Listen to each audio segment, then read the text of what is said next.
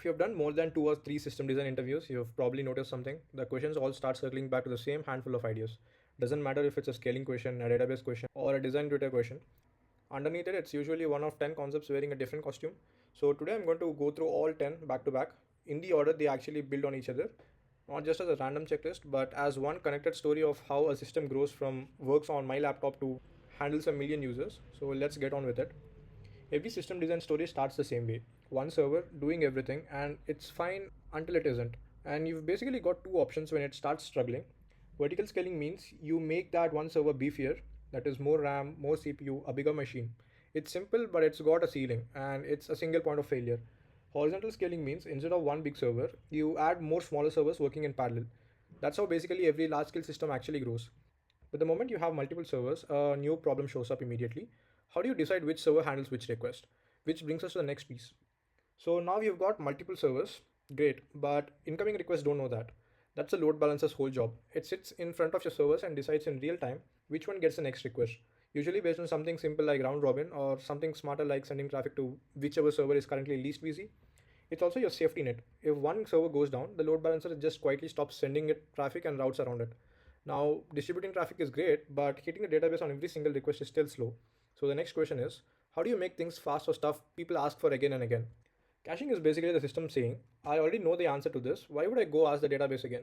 You store frequently requested data somewhere fast, usually in memory, using something like Redis. So the next time that same request comes in, you serve it in milliseconds instead of round tripping to database on disk. This is genuinely one of the highest leverage things you can add to any system. A small cache in the right place can cut database load dramatically. But caching close to your servers only helps users near those servers. What about someone on the other side of the world? A CDN is really just caching's bigger sibling, spread out geographically. Instead of one cache sitting next to your main server, you've got copies of your static content, like images, videos, JavaScript files, sitting on edge servers physically close to users all over the world. Someone in Singapore isn't waiting on a server in Virginia anymore. They are hitting an edge node down the street, so to speak. So yeah, we have made reads fast at the network level and the application level. Now let's go one layer deeper into the database itself, because caching can only hide a slow query for so long.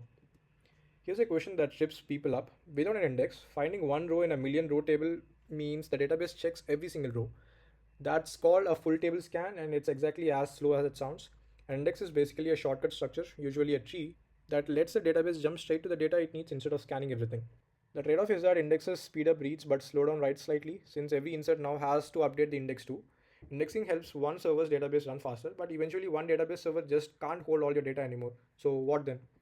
Sharding is horizontal scaling, but for your database. Instead of one massive database holding everything, you split your data across multiple smaller databases called shards based on some key like user ID. Shard 1 might hold users A through H, shard 2 holds I through P, and so on. Each shard is smaller, faster, and can be queried independently. It sounds simple until you ask the obvious follow up. How do you actually decide which shard a piece of data goes to, especially when you're adding and removing shards over time? That's a specific enough problem that it's got its own name. Consistent hashing solves that shard assignment problem elegantly. Imagine a circle like a ring, and you place your servers at different points around it using a hash function. To find out where a piece of data belongs, you hash the data's key to and walk clockwise around the ring until you hit the nearest server. The magic is what happens when a server gets added or removed. Instead of reshuffling almost everything like you would do with the basic hashing, only the data near that one point on the ring gets remapped. This is the reason why this shows up everywhere, from databases to caching layers to distributed load balancers. Now, once your data is spread across multiple machines, a bigger philosophical question comes up. Cap theorem is one of those things that sounds academic but comes up constantly once your data lives on multiple machines. It says you can only fully guarantee two of three things: consistency, meaning every read gets the latest write, availability, meaning every request gets a response, and partition tolerance, meaning the system keeps working even if machines can't talk to each other. Here's the practical part. In any real distributed system, network partitions will happen. So, partition tolerance isn't really optional. Your real choice is between consistency and availability when things go wrong. Banking systems usually lean consistency, social media feeds usually lean availability. Neither is wrong, it depends on what you're building. Now, so we've been talking about handling requests as they come in, but not everything needs to happen instantly, right? Not every task needs to block the user while it happens. Sending a confirmation email, resizing an uploaded image, generating a report, none of that needs to finish before you respond to the user. That's where message queues comes in. One part of your system, the producer, drops a task into a queue instead of doing it immediately. A separate worker, the consumer, picks it up and processes it whenever it's ready.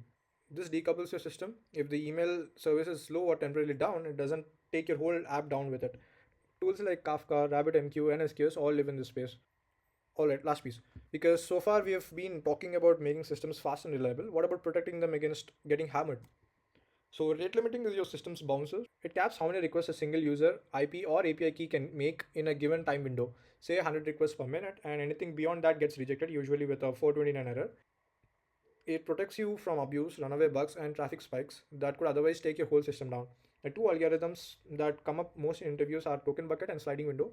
Token bucket is most forgiving of short bursts. Sliding window is stricter and smoother. Either way, the goal is the same: keep the system usable for everyone, not just whoever sends the most requests. So that's the full picture. Scaling to add capacity, load balancing to distribute, caching and CDNs to make things fast, indexing and sharding to scale the database itself, consistent hashing to manage that scaling cleanly, cap theorem to understand the trade-offs you're accepting, message queues to decouple slow work, and rate limiting to keep the whole thing protected. Individually, these are simple ideas. The reason interviews keep testing them is that real systems need all 10 working together. If any of these felt like, wait, I want a deeper version of that, I've got full breakdowns on cap theorem, sharding, consistent hashing, and rate limiting on the channel already. Links are in the description. Subscribe if this helped, and I'll see you in the next one. Thank you.